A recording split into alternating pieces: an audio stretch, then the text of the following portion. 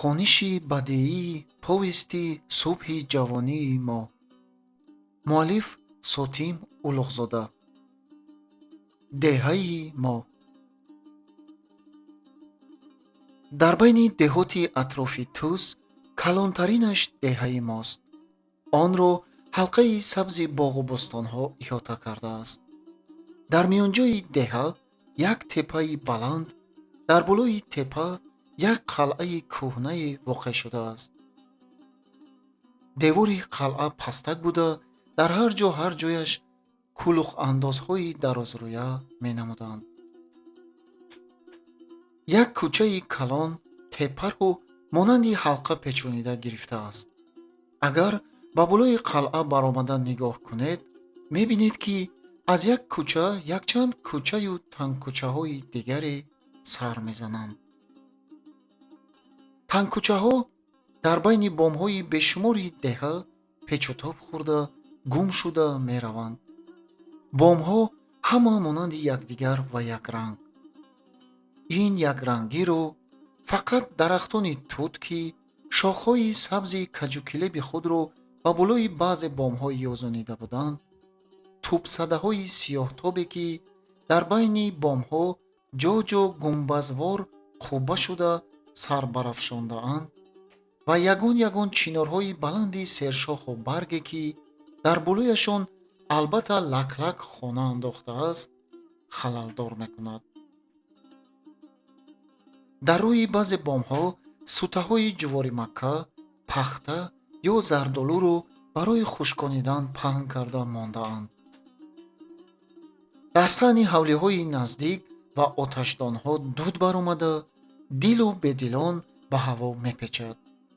марду занҳо ба ҷунбуҷул, аспу харҳои мехбанд бо сари хам машғули алафу беда хӯрдан, бузғулаҳо бошад ба ҷастухез банд буданд. деҳа дар масофаи дуре ба боғот мепайвандад. аз боғот он тараф сафед лентаҳои борики роҳҳо намоёнанд, ки аз ҷониби деҳоти ҳамсоя кашида шудаанд. аз он деҳаҳо дур, хеле дур, дар он тарафи шаҳрчаи Тус дарёи Сир ҷорист. номи дарё дарёи Сир бароям як нав асрорангез садо медиҳад ва дил ҳаваси дидани онро пайдо мекунад. назар ба гуфтаи падарам, дар 7 иқлим аз Сир калонтар дарёе набудааст ва он чунон бузург будааст, ки агар дар ин лаби дарё фарёд зананд, дар он лабаш шунида намешуд. дар болои теппа даруни қалъа як чашмае ҳаст, ки обаш аз таги замин ҷӯш зада мебарояд. баъзе мусофирон онро дида тааҷҷуб мекарданд, ки дар болои ин теппаи баланд чашма чӣ нав пайдо шуда бошад. ба ин ҳодисаи ҳайратангези табиат эҳтимол қалъаи мо ҳам монанди қалъаи баъзе деҳоти дигар кайҳо харобазор шуда мемонд. қалъаи мо бошад ба туфайли чашма солҳои сол обод мондааст. дар он ҷо дарахтони серсоя рӯидаанд. оби софу ширини чашма бо тарнови чӯбин омада ба ҳавзчае мерезад ва аз ҳавзча ба ҷӯйчаҳо даромада, саҳни қалъаро як давр зада ба поён ба деҳа фаромада мерезад. шоху баргҳои сабзи як бех токи калоне, ки дар саҳни қалъа рӯидааст, дар болои толори баланду фарохе ёзида ба нимаи саҳни қалъа соя меафканд. дар як тарафи саҳни қалъа рӯ ба рӯи дарвозаи он масҷиди калоне бино ёфтааст, ки сутунҳои айвонаш ҳама кандакорӣ, девораш гаҷкорӣ мебошад. зотан саҳни қалъа саҳни ҳамин масҷид ҳисоб меёбад. дар ду бари масҷид якчанд ҳуҷраи қатор ва пастакак мавҷуд аст, ки ҳама партов буда, дар онҳо касе истиқомат намекунад. кӯҳансолон масҷиди сари қалъаро дар қадим ҳоҷи Лайлӣ ном усто сохтагӣ мегуфтанд. ҳоҷи Лайлӣ аҳли деҳаи мо будааст. нақл мекарданд, ки усто бисёр ҳунарманд буда аз чӯб чизҳои ғалатӣ месохт. боре вай ба фикри парвоз кардан афтода, як халоҷии болдор сохтааст, бо мақсади ин ки дар он савор шуда парвозкунон Фарғонаро давр занад. ба халоҷӣ савор шуда аз лаби ҷарии сари қалъа паридааст. барои он ки халоҷӣ дар ҳаво худро нигоҳ дорад ва ғалтида сарнагун нашавад, дастаи онро муттасил тоб дода истодан лозим будааст. аммо дасти ҳоҷи Лайлӣ аз тоб додани он зуд монда шуду ва ӯ то сои шаҳпарча, ки аз канори деҳа мегузарад, парида рафта, дар он ҷо маҷбур шудааст халоҷиашро ба замин фарорад. баъд аз он усто чанд муддат фикр карда як халоҷии дигар сохтанӣ шудааст, ки дастааш дар вақти парвоз хуб тоб хӯрад ҳам, аммо сохта натавониста, ночор аз фикри сайёҳати Фарғона даргузаштааст. падарам дар бораи деҳаамон ривоятҳои қадимро нақл мекард. дар замонҳои қадим ба деҳаи мо гоҳ-гоҳ қипчоқҳои кӯчманчӣ ҳуҷум мекарданд ва он гоҳ пирон, занону кӯдакон ба сари қалъа паноҳ мебурданд ва ҷавонон бо ғоротгарон ҷангида онҳоро аз деҳа дафт менамуданд. сари қалъа ҷои дӯстдоштаи бачагони деҳа буд. мо ба он ҷо баромада дар сояи ток бозиҳо мекардем. ба кулухандозҳои девори қалъа сар халонида деҳаи худамонро тамошо менамудем. дар пушти масҷиди сари қалъа ба лаби ҷарӣ якчанд ҳавличаҳо буданд, ки дар яке аз онҳо Усмон Полвон ном ошнои падарам мезист. паҳлавонии Усмонамак дар забонҳо достон шуда буд.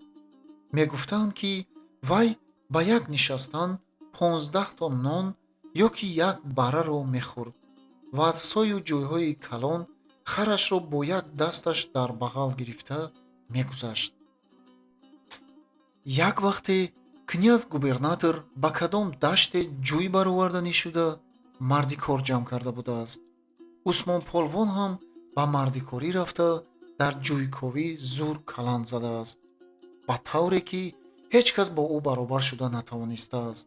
он гоҳ княз губернатор бо дасти худаш ба вай як ҷома пӯшонида тӯҳфа кардааст.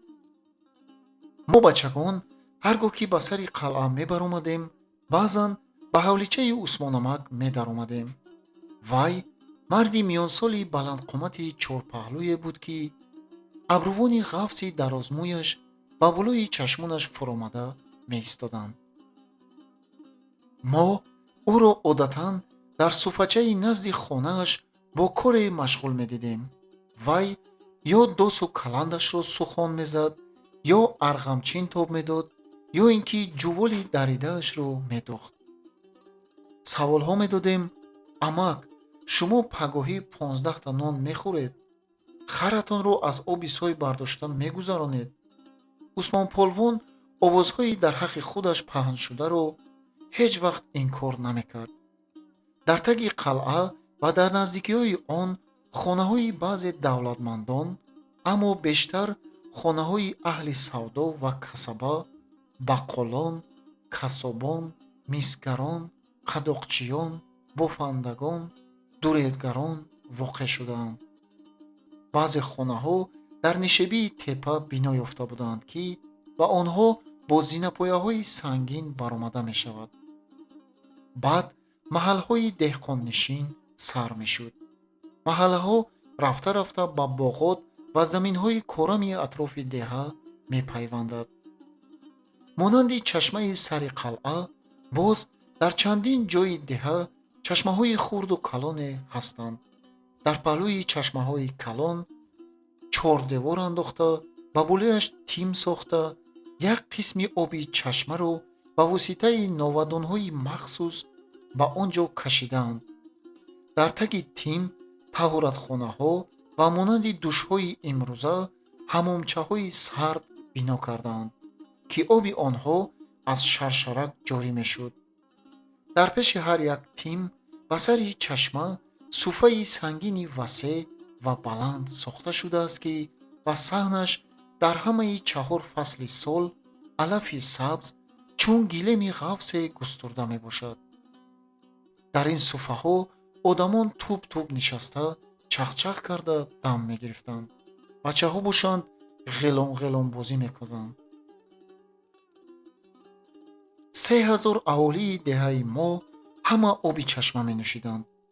ғайр аз чашмаҳо боз як ҳусни дигари деҳаи моро тутҳо ташкил мекунанд. дарахти тут бисёр аст. дар кӯча ҳам тут, дар ҳавлӣ ҳам тут, дар ҳама ҷо тут буд. раванда дар ҳар хамгашта ба тут дакка мехӯрд. гоҳо дар паси шоху баргҳои зич ва сабзи тутҳо дару бомҳо нопадид мегаштанд. гуфтан мумкин дар деҳа боме нест, ки болои он ба воситаи тути кӯчагӣ баромада нашавад. тутҳои кӯча соҳиб надоранд. меваи ширини онҳо хӯриши паррандагон, пасмондааш насиби бачагон буд. деҳаи мо аз туфайли бозораш ҳам шӯҳрате дошт. дар он гирду атроф он гуна бозори калон танҳо дар шаҳрчаи Тус ва дар деҳаи мо буд. бозор рӯзи чоршанбе мешуд. аспагоҳӣ сар карда, бозорчаҳои васеъ ва гузарҳои гирду пеши он аз одамон пур шудан мегирифт.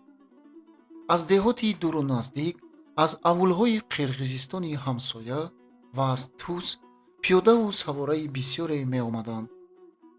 аз авулҳои қирғизнишин ба бозор чорпо, пӯст ва пашм, ангишт ва ғала меоварданд. базозҳои тусӣ, газвор, косибон ва майдасавдогарон пойафзол, корд, марҷону гӯшвора қандалот меоварданд.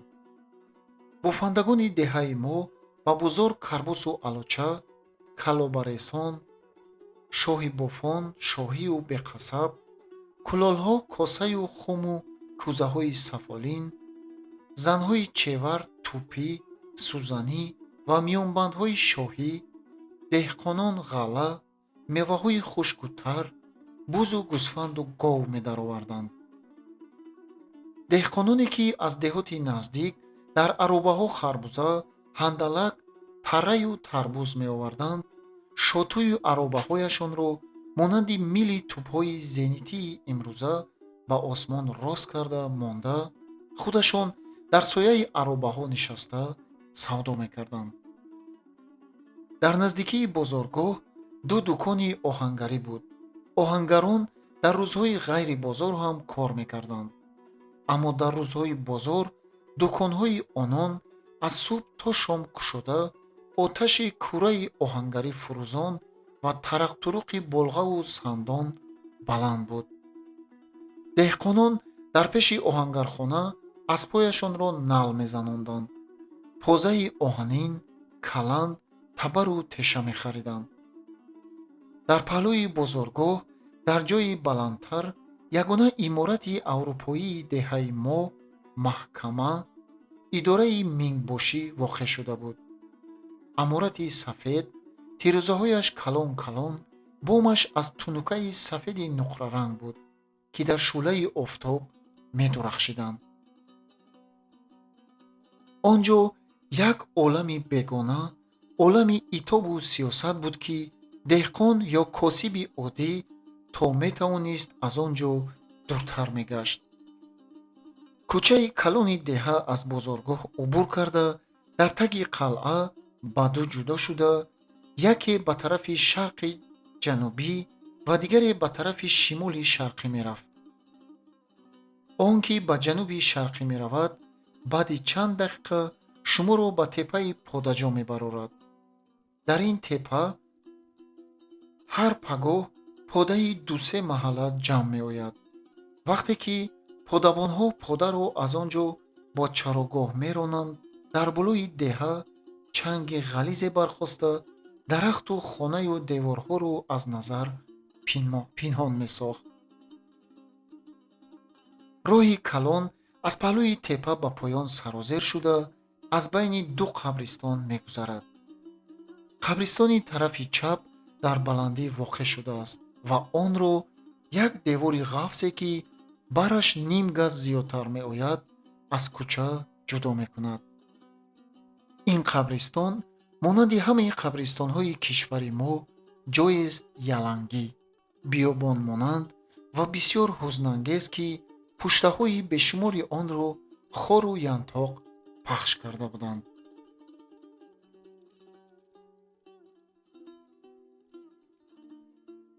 аз байни он хору пуштаҳо якту нимто туғи қабри кимкадом эшону валиҳо баланд шуда меистоданд. дар болои девори нимгазаи қабристон мо бачаҳо давдавонбозӣ мекардем. ҳар рӯзи ҷумъа бошад ба қабристон занҳои бисёре омада ба мурдаҳояшон мегиристанд. аз гирьяву нолаи занони дар сари қабрҳо нишаста як хури бетартибии ғамангезе ба ҳам мерасид.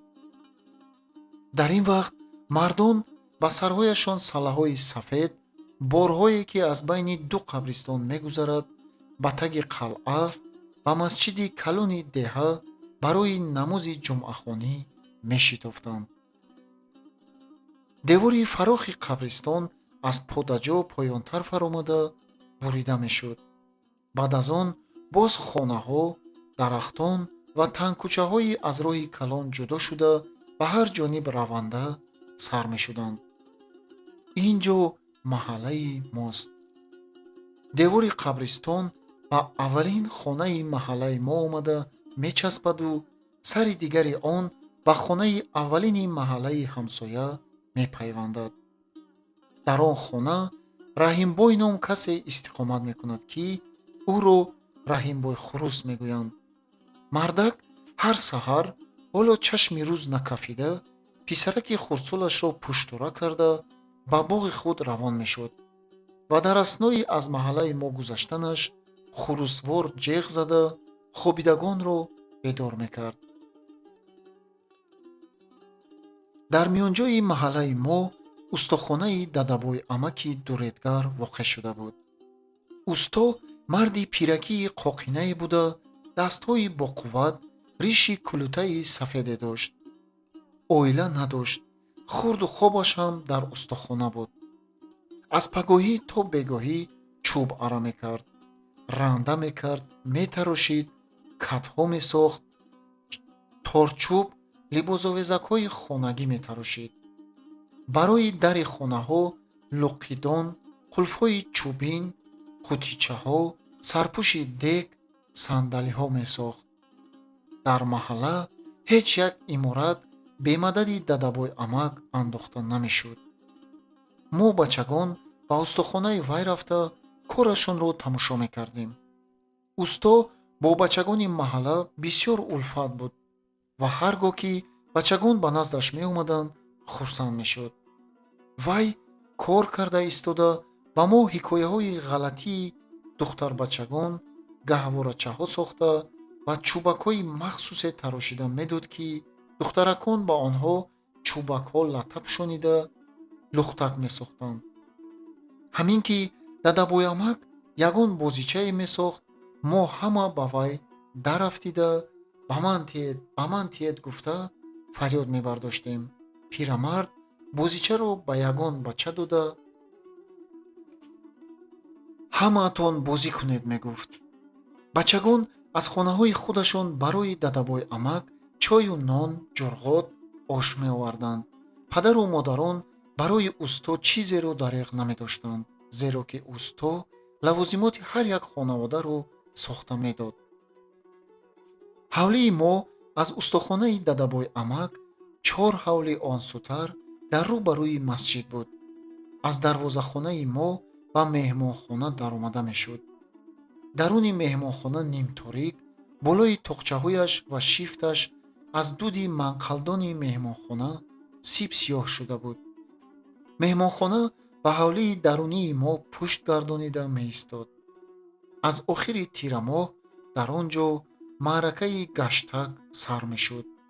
падарам бо ҷураҳояш баъзе шабҳо ба меҳмонхона ҳофизон ва созандагонро даъват мекард ва он гоҳ занҳо аз ҳавлии дарун ба пушти меҳмонхона омада ба созу нағма гӯш меандохтанд. онҳо албатта ин корро пинҳонӣ мекарданд, зеро шунидани суҳбати мардони номаҳрам ба занҳо манъ буд. занҳо ҳамин ки ғиҷроси дари меҳмонхона ё шарфаи поеро мешуниданд, зуд аз пушти меҳмонхона дур мешуданд. аз дарвозахона ки дар омадед, рӯи ҳавлии хеле васеъ бо хонаҳояш, бо садои калонаш, бо ду суфаи таги саддааш ба шумо намудор мешавад. сеяки ҳавлӣ дар тарафи боло, қисми боқимондааш аз он поёнтар воқеъ шудааст. дар қисми поёнии ҳавлӣ ба ду хонаи пайваста амакам Обидхоҷа бо оилааш ва модаркалони падариам дар қисми болоии оилаи мо зиндагонӣ мекарданд. дар поёни ҳавлӣ тӯбсадаи калони танағафси мо ба ду суфа соя меандохт. дар тобистон, инчунин дар рӯзҳои хушки офтобии баҳорон ва тирамоҳам модаркалони нобиноям доим дар суфа ба рӯи намад ё пӯстаки ало нишаста чарх мересид. вай бо чарху пилтасабадаш як ҷузъи ҳамин садда ва ҳамин суфаҳо буд. ман дар хаёлам ин гӯшаи ҳавлиамонро бе модаркалони мӯйсафеди чархресам ба пеши назар оварда наметавонистам. ғирғири чархи вай аз кӯчаам шунида мешуд. чашмони кушодаи модаркалонам ҳамеша аз болои чарх ба он тараф ба кадом нуқтае духташудагӣ буд. вай ҳеҷ чизро намедид, аммо аз бошандагони ҳавлӣ ҳар якеро бехато аз садои қадамаш мешинохт. хонаи мо якто, на хурду на калон, айвондор, айвонаш на дар пеш, балки дар паҳлӯ буда, ба вай аз хона як даричаи дутабақа кушода мешуд. дари хонаамон пастак, падарам ба он хам шуда медаромад. пойгаи хонаамон бо оташдону ҷои ҳезуммонияш пасттар, пешгаҳаш аз он як вача баландтар буд. ба пешгаҳ намад ва як гилеми кӯҳнае андохта мешуд. девори пешгаҳи хонаамон ду таҳмон дорад. дар яктаи он сандуқи тунукакории нақшин, дар дигараш сандуқи калони оддии чӯбин меистод, ки мо дар он ғала нигоҳ медоштем. қуфли сандуқ дар вақти бо калид кушодан ва маҳкам кардан ҷарангоз зада садои нафисе мебарорад, ки ба гӯши ман бисёр форам мерасид. бинобар ин ҳар гоҳ агар модарам сандуқро дар набудани ман кушояд, ман хафа мешудам. дар пушти сандуқи калони чӯбин асои бобоям меистад, ки онро падарам боре дар вақти сафари Қирғизистон аз чӯби илғаи кӯҳӣ тарошида ба падари пири худ савғотӣ оварда буд. баъди вафоти бобоям мо ин асоро ҳамчун ёдгории табаррукӣ аз ӯ нигоҳ медоштем. гарчанде падару модарам гирифтани он асоро ба бачаҳо манъ карда бошанд ҳам, ман баъзан онро пинҳонӣ берун гирифта баромада бозӣ мекардам. тоқчаҳои оддии хонаамонро як чойники чинӣ, ки дар модарам фақат барои меҳмонон чой дам мекард, дар як мискӯзаи сурх, ки модарам онро аз падару модараш тӯҳфа гирифта будааст, ва боз якчанд чиникоса, сафолкоса, дусе табақ ва як чароғаки сиёҳе зеб медоданд.